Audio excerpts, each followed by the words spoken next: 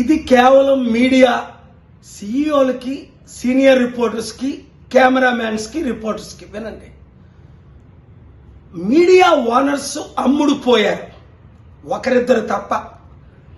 ఇంత పెద్ద ఆర్డర్ ఇవాళ వస్తే ఒకడైనా లైవ్ ఇచ్చాడా? ఒక ఛానల్ లైవ్ స్టార్ట్ చేసి ఆపేసింది. 2 ఛానల్ తప్ప టాప్ 10 ఛానల్లో ఎవరూ రాలా. నేను చెప్తున్నాను, ఇలాంటి ఆర్డర్ ఎవడైనా తెచ్చాడా? ఏప్రిల్లో ఎలక్షన్ వద్దు, మేలో ఎలక్షన్ పెట్టమని మార్చి 14ని హైకోర్టు ఆర్డర్ ఇచ్చింది.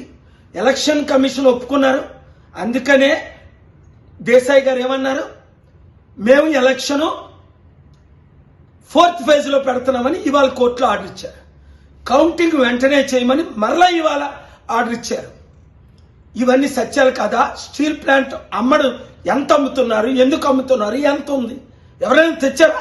చరిత్రలో 3 సంవత్సరాలు అయింది, చాలా మంది పిల్లేశారు. ఒకరైనా స్టీల్ ప్లాంట్ గురించి ఆర్డర్ తెచ్చారా? ఒకరైనా 77 సంవత్సరాల్లో ఎలక్షన్ పోస్ట్పోన్ చేయించారా?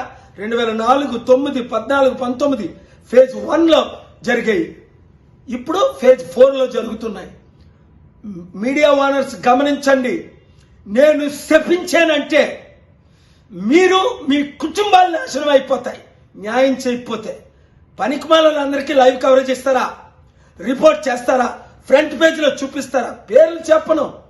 దేవుడు మీ కుటుంబాన్ని సర్వనాశనం చేయకపోతే నా పేరు కేఏపాల్ కాదు. దేశం కొరకు వచ్చాను, రాష్ట్రం కొరకు వచ్చాను, ప్రజల కొరకు వచ్చాను. ఏ మీ కులంలో పుట్టలేదనా నన్ను ఇలా చూస్తున్నారు? ఆ ప్యాకేజ్ టార్గెట్ ఇస్తా, డే అండ్ నైట్ ఇస్తాడా? ఒక్క పని చేయని మోదీకి డే అండ్ నైట్ ఇస్తారా? ఓటు బ్యాంక్ లేని శర్మిలాకి మీరు డే అండ్ నైట్ 3 సంవత్సరాలు తెలంగాణలో కవరేజ్, ఇప్పుడు ఆంధ్రాలో కవరేజ్ ఇస్తారా? ఇదా మీరు చేస్తుంది న్యాయం? మీడియా రిపోర్టర్స్ ప్రజలకు చెప్తాను, ఏ ఛానల్ వాచ్ చేయొద్దని. అంతేకాకుండా ఓనర్లు ఎవరు, ఎలా సంపాదించారు డబ్బులు, పిల్లేసి మీ ఎంట పడతా. ఇప్పుడు మెగా కృష్ణారెడ్డికి ఎలాగైతే పిల్లేసి నేను ఎంట పడుతున్నాను, ఎవరిని క్షమించను, దేవుడు క్షమించడు, నేను క్షమించను, ప్రజలు క్షమించను. ఇప్పుడైనా బుద్ధి తెచ్చుకొని న్యాయం చేయండి. కనీసం అందరికి ఇచ్చినట్టు మాకు కూడా కవరేజ్ ఇవ్వండి, లేదా దేవుని ఉగ్రతకు పాల్పడండి. చరిత్రహీనులు కండి.